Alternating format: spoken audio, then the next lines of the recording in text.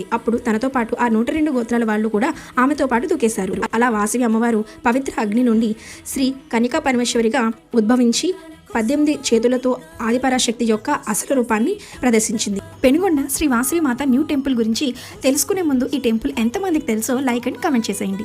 శ్రీ వాసవి కన్యకా పరమేశ్వరి అమ్మవారు పెనుగొండలో వాసవి శాంతిధామ్ 102 ఋషిగోత్ర సువర్ణ మందిరంలో 90 అడుగుల పంచలోహ విగ్రహాన్ని నిర్మించారు. ఈ టెంపుల్ ఫిబ్రవరి 15, 2019 ప్రారంభించారు. దీన్ని జిఎంఆర్ గ్రూప్ అధినేత జి మల్లికార్జునరావు దంపతులు 700 రోజుల పాటు శ్రమించి తయారు చేయించారంట.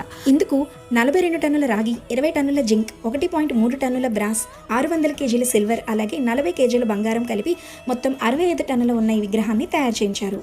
దీనితో పాటు అరుదైన మరకత శిలతో చెక్కించిన 4.5 అడుగుల మరకత శిల విగ్రహాన్ని ప్రతిష్ఠించారు. ఎంత చక్కగా నవ్వుతూ దర్శనమిస్తారో ఈ అమ్మవారు. మీరు ఎప్పుడైనా అటువైపుగా వెళ్తే తప్పకుండా ఈ టెంపుల్కి వెళ్ళి అమ్మవారిని దర్శించుకోండి. ఈ టెంపుల్ గురించి మీ ఫ్రెండ్స్ అండ్ ఫ్యామిలీ మెంబర్స్ అందరికీ షేర్ చేసేయండి.